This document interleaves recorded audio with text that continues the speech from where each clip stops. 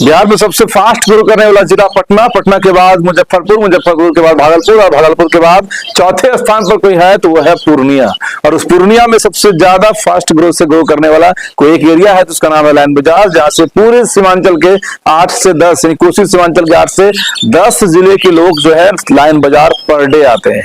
अमूमन जो है लाखों लोगों का फुटफॉल पर डे होता है और जो लोग आते हैं तो उसके बाद साथ गाड़ी भी लाते हैं। और जब गाड़ी लाते हैं तो जो पूर्व में जब शहर विकसित नहीं हुआ था, जब नगर निगम नहीं थी, तो स्मार्ट सिटी की कल्पना नहीं थी, तो उसके बाद जैसे तैसे जो भवन है उसके निर्माण हो गए। लेकिन उसके एक समस्या जो है वो क्रिएट हो गई, वो है पार्किंग को लेकर, जिस कारण से लाइन बाजार में हमेशा ऐसा कोई दिन नहीं हुआ हो जहां पर कि जाम नहीं लगता है। जबकि सड़कें 67 फीट की है, 100 फीट की है, उसके बावजूद भी दोनों साइड से गाड़ियों का पार्किंग जो है वो लाइन बाजार को पूरा ना एकदम कचरा जैसा आप ये कहिए कि गली बना देते हैं। अब उस गली से खुशी की बात यह है कि निजात पाने वाली है, क्योंकि बिहार सरकार के नगर विकास ने ये फैसला लिया है कि लाइन बाजार में मल्टी जो है वो पार्किंग बनाया जाएगा। मल्टी स्टोरेज पार्किंग में क्या होगा, मल्टी लेवल पार्किंग में क्या होता है, तो जो आप अगर पटना गए होंगे रेलवे स्टेशन के पास बुद्धा स्मृति पार्क के पास आपको लेयर बाय लेयर यानी कि ground basement, ground floor, first floor, third floor, fourth floor, जितने मतलब फ्लोर की यहाँ पर स्वीकृति होगी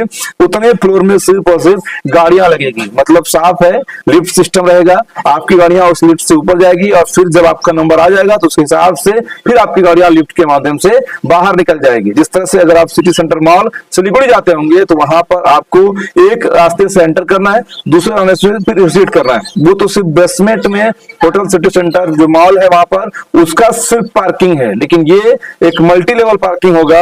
और उस मल्टी लेवल पार्किंग में क्या होना है कि कई सारे फ्लोर होंगे और उस फ्लोर पर जिस हिसाब से जैसे कोई दुकानदार है तो ऑटोमेटिक है उन्हें सुबह 9 से लेकर रात के 9 तक रुकना पड़ता है। कोई डॉक्टर है तो उसे सुबह 9 से रात के 9 तक रुकना पड़ेगा, लेकिन आकस्मिक विजिट भी हो सकता है तो उन्हें उसके हिसाब से पार्किंग दी जाएगी। उसके अलावा जो लोग होंगे, जो पेशेंट के अटेंडेंट होंगे, उस हिसाब से उसे वहीं पर पूछा जाएगा कितने समय के लिए पार्किंग स्लॉट लेना है, उस हिसाब से उनका जो फ्लोर है वो अलाउड होगा। लिफ्ट सिस्टम रहेगा, लिफ्ट से गाड़ियां जो है वो आपकी प्रॉपर पार्किंग की जगह पर आ जाएगी, जिसके बाद कि आप आसानी से फिर अपने गाड़ी को लेकर वहां से निकल सकते हैं। यानी कि जो लोड है, जो लाइन बाजार के सड़कों पर जो लोड है वो लोड कहीं ना कहीं कम होगा।